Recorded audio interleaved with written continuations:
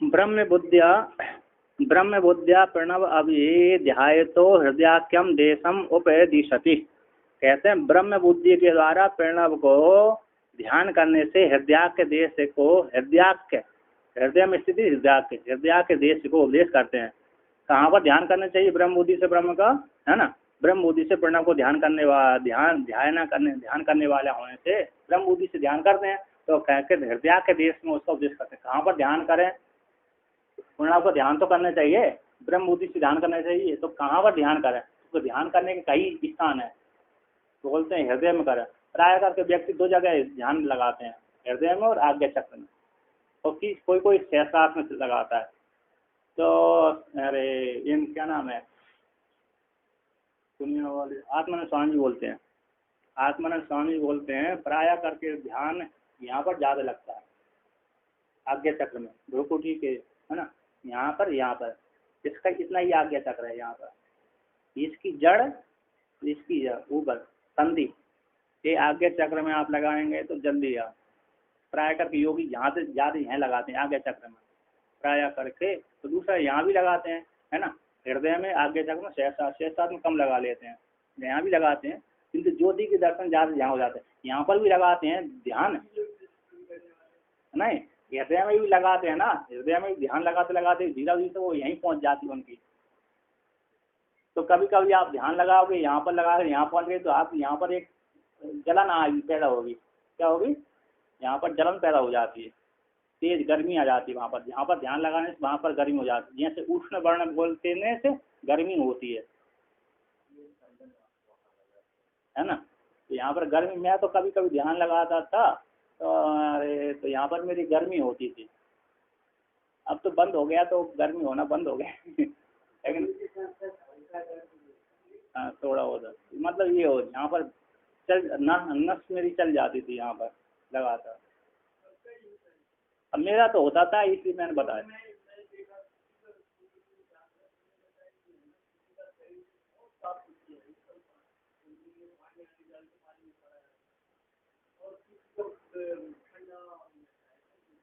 जो जैसे जिस तेज के हिसाब से हम चिंतन कर रहा है, गर्मी के तेज करोगे तो गर्मी आ जाएगी, ज्योति का तेज ध्यान करने से ज्योति वाली वस्तु आ जाती है।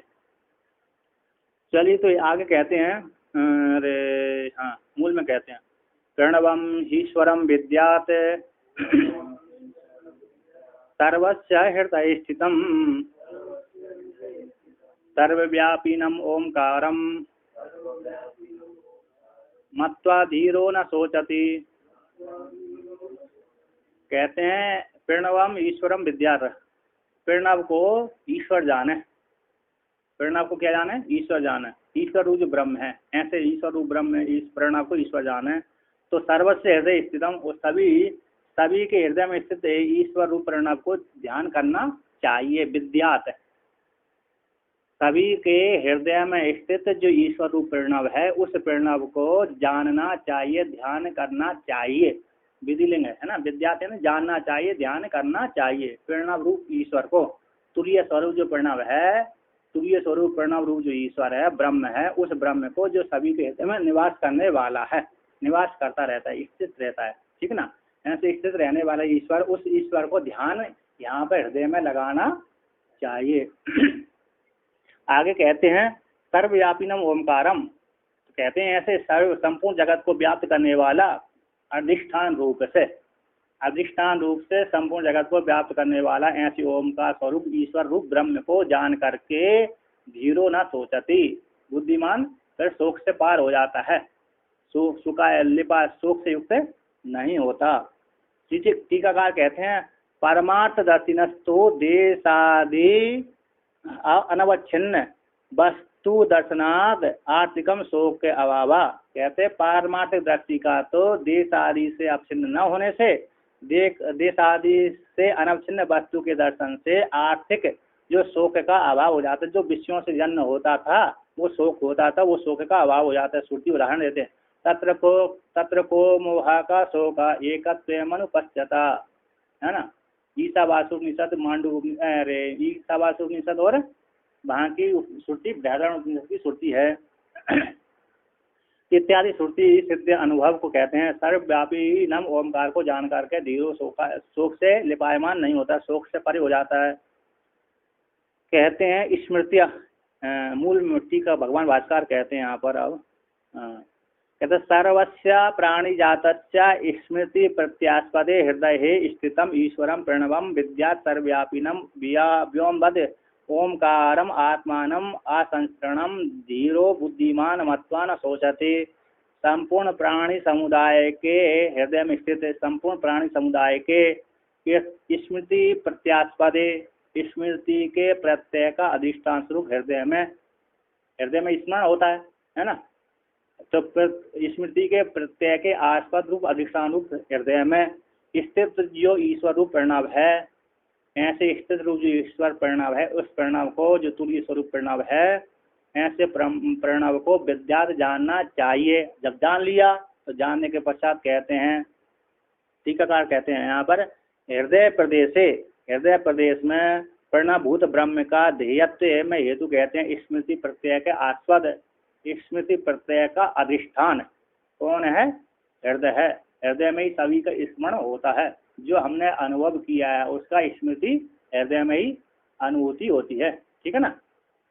ज्ञान तो बुद्धि कहते हैं, बुद्धिमान। अब हाँ आगे कहते हैं ऐसे संपूर्ण जगत, कहते हैं सर्वव्यापीनम, संपूर्ण मूल में आते हैं सर्वव्यापीनम व्योमवद, आकाश के समान ओम का स्वरूप आत्मा को, असंसारी आत्मा को धीरा यानी बुद्धिमान जान करके, ऐसी ओम का स्वरूप आत्मा को जान करके बुद्धिमान शोक से युक्त नहीं होता, ना सोचा से शोकमान शोक वाला नहीं होता। तो टीकाकार कहते हैं पुनः बुद्धिमान इति यहाँ पर विवेकित्वम उच्यते, बुद्धिमान शब्द से विवेकी कहा जाता है। मत्वा इति यहाँ पर साक्षात्कार संपत्ति की विवक्षा की गई है। पहले जान लेना चाहिए। आत्मा वारे दृष्टव्य श्रोतव्यो मंतव्यो निधिध्यासितव्य। आत्मा जानने के योग्य है, फिर श्रवण करना चाहिए, मन करना चाहिए, निध्यासन करना चाहिए। तो पहले श्रवण मन निध्यासन कर लिया, इसके पश्चात मत्व जान करके साक्षात्कार करके, साक्षात्कार हो गया, साक्षात्कार संपत्ति की विवक्षा करी, मत्व सीधा से कह दी साक्षात्कार हो गया, है ना। अब साक्षात्कार होने के पश्चात ही व्यक्ति शोक से युक्त नहीं होता। नहीं, साक्षात्कार जब तक नहीं हुआ तब तक थोड़ा थोड़ा शोक तो बना रहता है। कब तक मैं शरीर धारण करूं, कब तक उपासना करूं, है ना। पंचदशी का तो कहते हैं जब तक ज्ञान अज्ञानी था तब तक व्यक्ति को तीन शोक रहते थे। जब थोड़ा शास्त्रकार हो गया तो 300 और बढ़कर के दुगने हो गए, 6 हो जाते हैं, है ना। पहले तो अज्ञानी था तब तो 3 ही, दो अज्ञानी हूँ, अल्पज्ञ हूँ, कुछ नहीं जानने वाला हूँ। अब जब 3 और बढ़ गए, जानने के बाद शास्त्र पढ़ लिया तो 3 और दोष 4 और लागू हो गए, 6 दोष वाला हो गया। बोलता 3 तो पहले के हो गए, गर्वी हो गया, भूल ना जाऊं, मेरे को कोई अपमानित ना कर दे, ये और बढ़ जाते हैं, है ना। एक और हो गया तो वहां पर फिर तक है ना आगे गर्वित तो हो गया, मेरे से बढ़कर कोई श्रेष्ठ नहीं है, भूलने का डर, है ना। और मेरे कोई पाठ शास्त्र बाद कोई मेरे को अपमानित ना कर दे, विवाद ना कर ले मेरे साथ, भूल गए विवाद कर लिए तो हरा दिया, समस्या हो जाती। जैसे बहुत से व्यक्ति साथ साथ में आत्महत्या ही कर लेते हैं, उसी प्रकार ये 3 दोष और लागू हो जाते हैं। कहते हैं इस प्रकार से मत है परिचिन्न अल्पज्ञत्व अज्ञानित्व, ये हो गया ना। परिचिन्न है, अज्ञानी हूँ, मूढ़ हूँ, है ना, कुछ नहीं जाना, आत्म कल्याण नहीं किया, नाम से दे दिया। चलते यहाँ पर कहते हैं, तो यहाँ कहते विवेक है, शोक है ना। तो मूल टीका कहते हैं विवेक द्वारा तत्व साक्षात्कार हो जाने पर, विवेक के द्वारा तत्व का ब्रह्म स्वरूप जो तत्व था उस तत्व का स्वरूप के साक्षात्कार हो जाने पर शोक की निवृत्ति में हेतु कहते हैं शोक निमित्त अनुपत्ति। शोक का जो निमित्त था अज्ञान, शोक का निमित्त क्या था? अज्ञान अविद्या थी, उसकी निवृत्ति हो जाने पर शोक उत्पन्न ही नहीं होता, है ना। कहते हैं उसी के तत्व उस निमित्त उस तत्व ही शोक के निमित्त तत्व उस शोक का निमित्त अज्ञानम था, उन आत्मा का अज्ञान, तत्व ही निमित्तम आत्मा अज्ञानम। उस शोक का निमित्त कौन था? आत्मा का अज्ञान, अपने स्वरूप का अज्ञान ही शोक का निमित्त था। वो जब निवृत्त हो गया तो शोक उत्पन्न नहीं हुआ। कहते हैं श्रुति कहती यहाँ पर तरति शोकम आत्मवित, टीकाकार कहते हैं तस्य आत्म साक्षात्कार तो हो निवृत्त शोक अनुपति अत्र प्रमाणम। कहते तस्य उस शोक का आत्मा के साक्षात्कार हो जाने से उस शोक की निवृत्ति हो जाने पर शोक की पुनः उत्पत्ति नहीं होती। उसमें प्रमाण कहते हैं तरति शोकम आत्मवित, छांदोग्य उपनिषद के 7:1-3 का श्लोक मंत्र है, ठीक है ना। नारद मुनि कहते हैं तरति शोकम आत्मवित, आत्मविद्ता शोक से पार हो जाते हैं। कहते हैं इत्यादि में जो आदि श्रुति आई है उन आदि श्रुति से आदि शब्द से विद्यते हृदय ग्रंथि छिद्यन्ते सर्व संस्था क्षीयन्ते चास्य कर्माणि तस्मिन् दृष्टे परावरे। पर अपर ब्रह्म को जान, पर अपर ब्रह्म से जो पर, कार्य ब्रह्म कारण ब्रह्म से जो पर है, परमात्मा को जान लेने पर सारे हृदय की ग्रंथि नष्ट हो जाती हैं, सारे संशय निवृत्त हो जाते हैं। विद्यते हृदय ग्रंथि छिद्यन्ते सर्व संशय, हृदय ग्रंथि टूट जाते हैं, सारे संशय निवृत्त हो जाते हैं। तस्मिन् दृष्टे परावरे, पर अवर कारण कार्य ब्रह्म से पारा जो ब्रह्म है। अब यहाँ पर कहते हैं ओमकार को तुरीय भावपन्न ओमकार को या प्रतिपन्ना, जो साधक साक्षात्कार कर लेते हैं, प्रतिपत्ति आश्रय रूप से प्रतिपन्न हो गया, तब उसकी स्तुति करते हैं। जिसने साक्षात्कार कर लिया तो क्या कहते हैं यहाँ पर अमात्रोऽनंत मात्रश्च द्वैतस्योपे समः शिवः ओंकारो विदितो येन सा मुनिर्नेतरो जनः। कहते अमात्रो न मात्रा इति अमात्रा, न विद्यते मात्रा इति अमात्रा हो गया। अनंतो अनंत है तुरीय में कोई मात्रा नहीं है, अकार उकार मकार विश्व तेजस प्राज्ञ है ना, विश्व तेजस प्राज्ञ पाद हो गया और अकार उकार मात्रा है। ओमकार स्वरूप जो मात्रा है ना, अकार उकार मकार मात्रा थी, विश्व तेजस प्राज्ञ जो मात्रा है जो जिसमें नहीं है उसको बोलते हैं अमात्रा। अथवा कहते हैं और अनंत मात्रा जिसकी सीमा नहीं है उसको अनंत मात्रा वाला है, तो ओमकार अनंत मात्रा वाला है। तुरीय स्वरूप जो ब्रह्म है अनंत, उसकी सीमा ही नहीं है, असंग हो गया, अनंत है। ब्रह्म कैसे आदि अंत से रहते हैं, अनंत है, व्यापक है ना। तो योग सूत्र कहते हैं यहाँ पर योग सूत्रकार वाले कि जिसका प्रकृति पुरुष का भेद ज्ञान हो गया तो उसको कभी भी उसके प्रकृति के साथ संबंध नहीं होता, तो मोक्ष हो जाता है, अनंत हो जाता है। तो अनंत यहाँ पर ये भी मान लेते हैं, हैं? कहाँ पर चल रहा है, कही है बहुत। हाँ तो वहाँ पर कहते हैं अरे मतलब वो उनका कहना है, योग सूत्र में कहना है प्रकृति पुरुष का जब भेद ज्ञान हो जाता है कभी भी प्रकृति के साथ कुछ कानून संग नहीं होता, केवल को प्राप्त हो जाता है, ठीक है ना। हाँ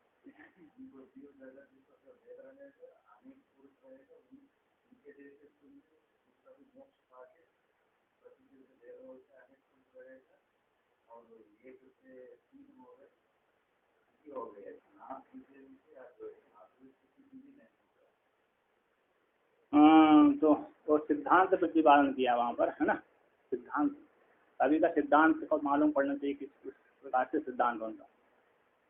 तो उनका नैयायिकों का है 21 दुख के ध्वंस से मोक्ष की प्राप्ति हो जाती है, 21 दुख ध्वंस है। वहाँ पर तर्क संग्रह के लास्ट में उसका 21 दुख ध्वंस का वर्णन किया गया है।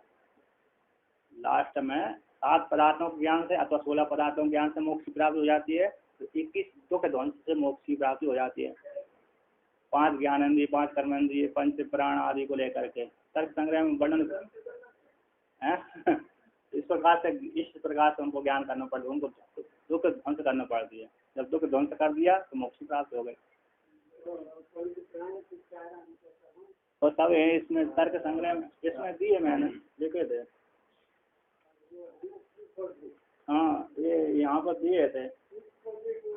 पंच पद ये है ना, किसका नाम है, पदकृत में वर्णन किया था। आत्यांतिक एक विंशति दुख ध्वंसा, आत्यांतिक रूप से एक विंशति दुख का ध्वंस हो जाने से मोक्ष प्राप्ति हो जाती है। ये षड इंद्रिय शरीर आदि पर षड बुद्धियाँ, षड विषय और 6 इंद्रिय, एक शरीर इत्यादि को, 6 बुद्धियाँ, 6 विषय और 6 इंद्रिय, 6 12 37 18 शरीर 18 19 सुख और दुख 21 हो गए। देखो दुख 21 दुख कौन से यहाँ पर? 6 इंद्रिय ले लो, है ना, और श्रोत्र है, त्वक है, चक्षु है, रसना है, घ्राण है, मन है, ये 6 इंद्रिय हो गए। 6 उनके विषय, माँ पंच ज्ञान, 6 उनके विषय, 6 और 6 12 हो गए थे। तो इसके बाद 6 उनके ज्ञान, श्रवण का ज्ञान श्रावण हो गया, स्पर्श का ज्ञान स्पर्शन हो गया, चाक्षुष का ज्ञान चाक्षुष कहलाता है, ठीक है। और रसना इंद्रिय ज्ञान रासन कहलाता है, घ्राण इंद्रिय ज्ञान घ्राण, मन का प्रत्यक्ष ज्ञान हो जाता है। तो 6 उनके ज्ञान, शरीर 6 से बाद 6 18 है ना, 18 एक शरीर, 18 19 सुख है 20 हो गया, और दुख 21 हो गया। इस प्रकार से दुख जो परिचिन्न सुख है ना, वो परिचिन्न सुख। तो चलिए यहाँ पर ये है, तो इस प्रकार से वहाँ पर टिप्पणी कार ने लिखा है ना, वहाँ पर तो एक विंशति बोल दिया सीधा, तो वहाँ पर टिप्पणी कार ने उनके व्याख्यान कर दिया, वहाँ पर किरणावली में इसका आधार। तो आगे कहते हैं यहाँ पर वर्णन करते हैं। तो अमात्र से कहते द्वैत से उपसमा शिवा, द्वैत का उपसम हो जाने से शिव कहलाता है। द्वैत का उपसम हो जाने से क्या हो जाता है? शिव। कहते ओमकारो विदितो है, जिस साधक के द्वारा ओमकार जान लिया गया है, जिस साधक के द्वारा ओम का स्वरूप जो ब्रह्म है, ओमकार अभिन्न जो ब्रह्म है, ओमकार स्वरूप जो ब्रह्म है, तुरीय है, उस वो जान लिया गया है जिसके द्वारा, जिस साधक के मुमुक्षु के द्वारा। तब है मुनि न इतरो जना, उसी को मुनि कहते हैं। मन ना तिथि मुनि न इतरो जना, इतर जन तो कहते हैं वो साधु होकर के आता इधर कहते हैं वो तो लिंग वाले साधु होते हैं। ऐसे ब्राह्मण होते तो कहते हैं वो ब्राह्मण न होकर के नाम के ब्राह्मण है। भगवान भास्कर ने कह दिया ब्राह्मण न होकर के मात्र नाम के ब्राह्मण है। ब्राह्मण तो कौन है? ब्रह्म जानाति थी ब्राह्मणा।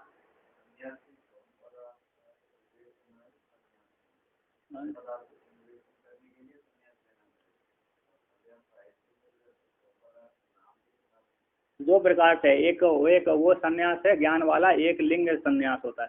परंपरागत व्यक्ति को 4 आश्रम वर्णन किया, तो 4 आश्रम यदि संन्यास कोई लेगा ही नहीं तो 4 आश्रम समाप्ति हो जाएगा। इसकी मजबूरी में उसको भी लेना चाहिए और जगह खाली करना चाहिए पीछे वालों के लिए। हाँ, कुटीचर बहुधक आ दिया, कुटीचर बहुधक स्वेदक हंस परमहंस, कुटीचक बहुधक हंस परमहंस, अवधूत आदि में फिर इन्होंने ऋषभ भगवान ने उस परंपरा निभाई थी जिसको जैन मुनि अब धारण करते हैं। ऋषभ भगवान ने अद्भुत परंपरा का निर्वहन किया था। श्रुति में संवर्त मुनि हैं, दत्तात्रेय हैं और परशुराम दत्तात्रेय, जड़ भरत, ऋषभ भगवान और संवर्त मुनि, ये आते हैं उसमें श्रुति में। इस प्रकार से वर्णन करते हैं। तो यहाँ पर कहते हैं तो न इत्रोजन, इत्रोजन तो ऐसे ही है, नाम के है ना। कहते हैं यथोक्त प्रणव प्रतिपत्ति विहीना, यथा उक्त जो श्रुति ने व्याख्यान किया और भगवान कारिकाकार ने गौड़पादाचार्य भगवान ने अपनी कारिकाओं के द्वारा व्याख्यान किया। इस प्रकार से यथोक्त प्रणव की प्रतिपत्ति है ज्ञान स्वरूप से विहीन है, जो तेवे जनन मरण मात्र भागी, कैसे है? जनन और मरण मात्र के भागी हैं। न पुरुषार्थ भाग भवती, पुरुषार्थ भाग के परम पुरुषार्थ जो मोक्ष है उसके भागी वो नहीं होते। विद्या रहितम निंदती, विद्या से रहित वाले की निंदा करते हैं। कौन? भगवान गौड़पादाचार्य। सा मुनि न इत्रोजना, तो इत्रोजना तो ऐसी है, मुनि नहीं कहलाते, ठीक है ना। अब यहाँ पर भगवान भास्कर को लेकर के टीका उठाते हैं। तो पाद विभागस्य मात्रा विभागस्य च अभावात् ओमकार तुरीय सन अमात्रो भवति इति अमात्रा। कहते हैं पाद विभाग का और मात्रा विभाग का अभाव हो जाने से, पाद का विभाग का अभाव कर दिया, मात्रा विभाग का भी अभाव कर दिया। अभाव हो जाने से ओमकार तुरीय है, तुरीय होता हुआ अमात्र हो जाता है। पाद और मात्राओं को सारा विभाग समाप्त कर दिया, उसमें लीन कर दिया। जागृत स्वप्न सुषुप्ति को उठाकर सीधा तुरीय में लीन कर दिया, अकार उकार मकार को उठाकर सीधा ओमकार में लीन कर दिया और ओमकार तुरीय एक कर दिया, तो मात्रा पादा का विभाग समाप्त हो गया, है ना। जल में जल मिला दिया तो जल हो गया। जैसे नाले का जल मिला करके जब गंगा जी में डाल देते हैं तो नाले का जल गंगा हो जाता है, होता कि नहीं होता, हो जाता है और क्या गंगा। तो उदाहरण देते हैं जैसे सामान्य जीव जब समुद्र में सामान्य जीव है जब ब्रह्म में मिल जाता है तो ब्रह्म ही हो जाता है। तो गंगा का सामान्य नाली का गंदा जल नाली का भी जब गंगा जी मिल जाता है तो गंगा रूप हो जाता है। हाँ कौन जीव सामान्य है अभी जगत जागृत अवस्था में, तो जब वो ब्रह्म में लीन हो जाते तो ब्रह्म ही हो जाता है। तो यहाँ पर कहते हैं अमात्र, है ना, भगवान भास्कर कहते हैं, देखिए कहते हैं अमात्र से तुरीयो ओमकार, अमात्र जो तुरीय ओमकार है ना, सारे विभाग करके हटा दिया तो तुरीय ओमकार है। मीयते अनायति मात्रा, मात्रा का व्याख्यान करते हैं मीयते अनाय जिसके द्वारा मापी जाती उसको मात्र कहते हैं परिचित्ति परिच्छेद। सा अनंता यश सो अनंत, जब अंत नहीं है जिसका, परिच्छेदी यानी मात्रा का अंत नहीं है जिसका, सा उसको बोलते हैं अनंत, है ना, अनंत मात्रा जिसका परिच्छेद नहीं प्राप्त होता उसको अनंत कहते हैं। अब टीकाकार थोड़ा कहते हैं ननु संगत कहते कथम अनंत परिच्छेदी ओमकार से तुरीय उच्यते, कैसे अनंत परिच्छेदी, अब अनंत हो गई, अनंत तो परिच्छेद माप ही लिया, है ना, अनंत हो गया। कहते अनंता परिच्छित्ति, जो अनंत परिच्छित्ति है ओमकार की तुरीय को कैसे कहते हो, नहीं तत्र परिच्छित्तिर एवस्ति, परिच्छित्ति यानी परिच्छेद, यानी अनंत परिच्छेद वाला है, यानी उसका परिच्छेद होता ही नहीं है, ना अंतिथि अनंत अंत होता ही नहीं है ना, अनंत अनंत परिच्छित्ति वाला है, यानी अनंत है। आकाश से कभी सीमा हो, आकाश की कभी छोर छोर है ही नहीं, जहाँ जाओगे वहीं आकाश मिलेगा।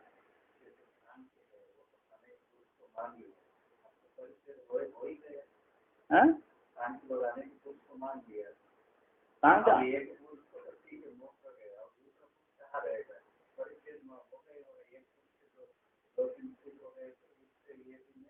उससे क्या मतलब, सांख्य ने अनेक पुरुषों को माला व्यवस्था स्वीकार करने के लिए, तो वहाँ पर तो अपरिचिन्नित की विभु है, व्यापक है, ऐसा नहीं, उनका उनका सूत्र है असंग वही अयम पुरुष असंग है। हाँ हाँ ठीक है, तो उसमें जैसे अरे नैया का आदि मानते हैं विभु होने पर आकाश एक के दूसरे में प्रवेश कर जाता है और क्या विभु ये भी वो भी सारे जीव विभु विभु सारे व्यापक है, सारे में फंसे हुई है एक दूसरे के, विभु होते हुए अलग अलग, सारे जीव अलग अलग विभु होते हुए एक दूसरे में फंसे रहते हैं। तो वहाँ पर भी कोई इतना मतलब नहीं, वहाँ पर ये असंग और स्वरूप को जानते हैं, असंग वही अहम पुरुषा, तो असंग हो गया ना। अरे असंग मतलब इतनी सिद्धि हो रही है कि आप प्रकृति इसके साथ संबंध नहीं है। जैसे देखिए उदाहरण दे देते हैं, नर्मदा जी बह रही है नहीं बह रही, तो नर्मदा जी जब बह रही है ऊपर व्यापक रूप से बह रही है, ठीक है, अब उसके नीचे पत्थर आदि पड़े हुए हैं, तो पत्थर आदि पड़े हुए हैं असंग रूप से पड़े हुए, उनको कोई मतलब ही नहीं है।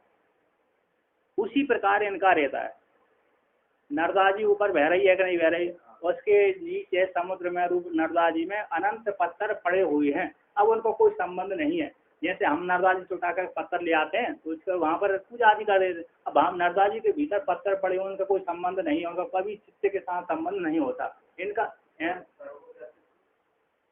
असंग से सर्वव्यापी क्या, असंग असंग वही है ऐसा, सर्वव्यापी जब सूत्र आएगा तब व्याख्यान करेंगे उसका।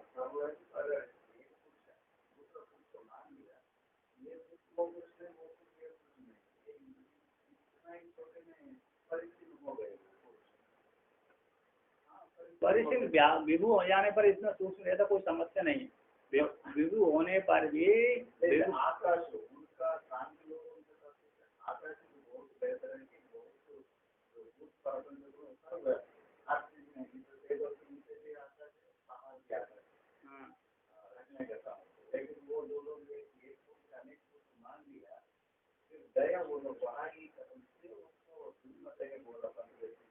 पंचदशी कहा ने गुरुमत भरी बोला है, लेकिन उनका मोक्ष इसी प्रकार का होता है। पुरुष को उनको व्यापक की संज्ञा नहीं आती, मतलब है ना व्यापक है। हाँ उन्होंने अभी व्यापक का बोले, जहाँ पर व्यापक आएगा जहाँ पर देखा जाएगा। असंग तो बोला है।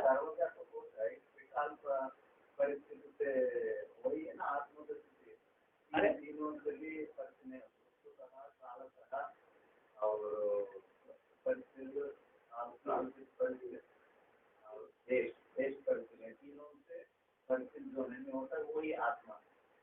आप वो वेदांत में आप वो सिद्धांत है, तो वेदांत का सिद्धांत है त्रिकाला परिच्छेद से रहता है, किंतु उनका कहना है असंग ही अयम पुरुषा, ये सूत्र है।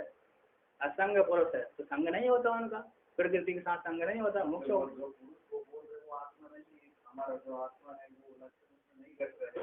तो आपका सिद्धांत है ना, और उनका सिद्धांत ये है, उनका सिद्धांत भी स्वीकार करिए। उनका सिद्धांत का कहना है असंग ही अयम पुरुषा, चित्त के साथ कभी संबंध नहीं होता ज्ञान होने के बाद, बस इतना मोक्ष हो गया। उसमें क्या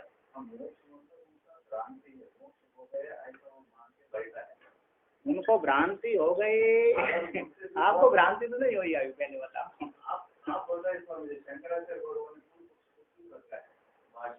ठीक है पूर्व पक्षी रहता है, वो सिद्धांत के अनुसार भ्रांति है। नहीं देखिए ठीक है, उसके पूर्व वो उनके अनुसार भ्रांति उनको नहीं है, उनको वो तो सिद्धांत उस पर दोष लगा रहा है ना। सिद्धांत वेदांत सिद्धांति उनमें दोष लगा रहा है कि तुमको भ्रांति है। उनको यदि भ्रांति हो जाए तो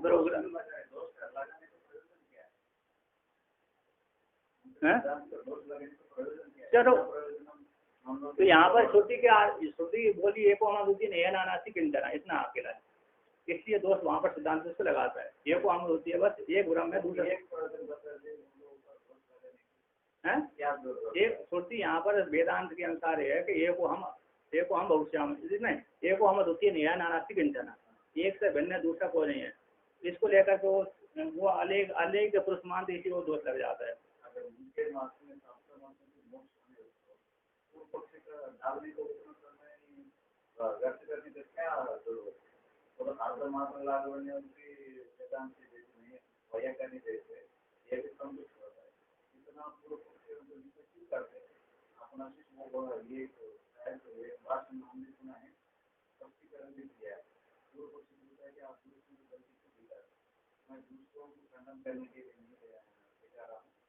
हमारा शिष्य पूर्ण निकल न्याय के लिए उनका बात उनसे भटकना चाहे, इसलिए हम वो पक्ष को ला रहे, वो होता है वेदांत। आपको पूरा भ्रमित करा देते हैं।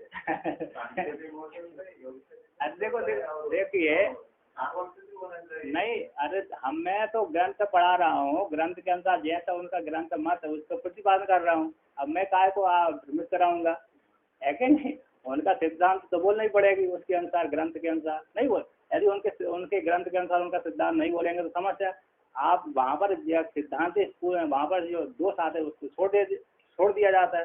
जैसे आप ये समझ कर रखिए, अरे कौन ना रामानुजाचार्य भगवान आए, तो रामानुजाचार्य जी क्या नहीं जानते थे शंकर वेदांत ही सबसे श्रेष्ठ है, फिर भी उन्होंने शंकर वेदांत के विरुद्ध ही भाष्य लिखा। क्यों लिखा? क्योंकि वो जानते थे कि इसके अधिकारी जो होगा शंकर भाष्य का अधिकारी वो मेरे कमजोर अधिकारी है, तो वो मेरे भाष्य में ही अटक जाएगा, और जो शंकर वेदांत का अधिकारी है मेरे भाष्य को पार करके उसमें चला जाएगा।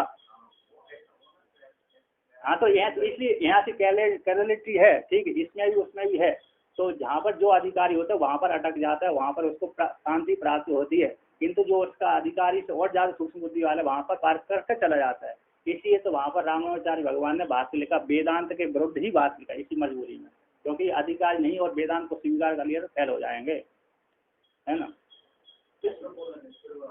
तो फिर नहीं तो उनका तो सिद्धांत पर रामानुजाचार्य भगवान ने सिद्धांत तो लिखा है, उनको तो बोलना ही पड़ेगी कि हाँ जीव जीवा ही रहता है, ईश्वर ही होता है कि नहीं। हाँ तो वो तो मैं बोल रहा हूँ, और उसमें क्या। अरे तो उनके मत के अनुसार ऐसे ही होता है, तब ये उसमें क्या कर उनके पकड़ते हैं, उसमें क्या पकड़ते हैं। नहीं उसमें उसमें आप शिव महिमन का भी एक तात्पर्य सुनिए। तात्पर्य है कि रुचिना वैशिष्टया ऋजुकुटिल नाना पतेजुषाम, जो व्यक्ति सार धीरज से जो यदि वहाँ पर ज्ञान नहीं हो पाया, उसमें प्राप्त संबंध स्वीकार कर लिया उसने, उसके मत को स्वीकार कर लिया, वही अच्छा है उसको लगा। इसके पश्चात दीर्घ काल के बाद फिर कभी काल में वैराग होगा, वहाँ से छोड़ करके फिर इसमें ज्ञान को प्राप्ति हो जाएगी। उसको थोड़ा देर में होगा, इसको थोड़ा जल्दी हो जाएगा। कितना है, कई श्रुतियों के तात्पर्य को लेकर के बोला जाता है, ना कि मैं तो मात्र ग्रंथ के अनुसार उसका व्याख्यान करना पड़ती है।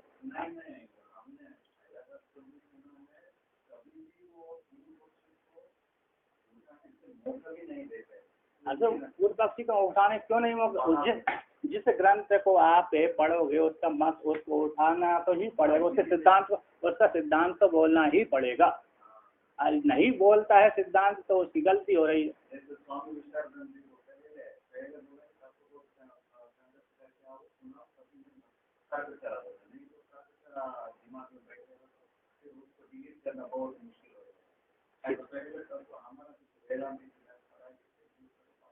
देखिए मैं कोई बात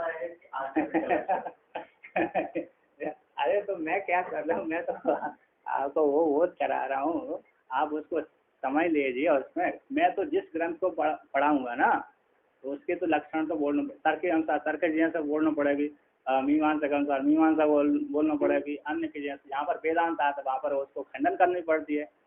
जहाँ पर जिस ग्रंथ को पढ़ाया जाता है उसका महिमा गायना पड़ती है, और जिसका अरे खंडन करना, तो वहाँ पर वेदांत जब ब्रह्मसूत्र आता तो नहीं, उसका खंडन नहीं किया। मीमांसा पूर्व मीमांसा का मतलब इसका सांख्य खंडन नहीं किया।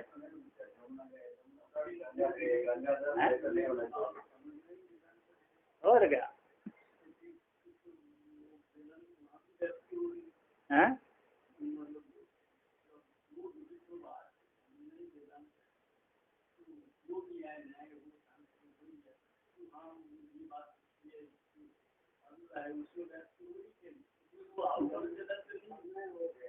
हाँ, महाराज जी थे, महाराज जी बोलते थे, जब तक आप पूर्व पक्षी को ठीक ठीक नहीं समझोगे, उनके सिद्धांत को नहीं समझोगे, तब तक अपना सिद्धांत पुष्ट नहीं होने वाला। ऐसे महाराज जी स्वयं प्रवचन में बोलते थे, है ना। तो इसलिए वहाँ पर उनके सिद्धांत क्या है, उसका वो है किस प्रकार से मानते हैं मोक्ष, उनकी मोक्ष की प्राप्ति कैसी होती है ना, जानने की जरूरत पड़े।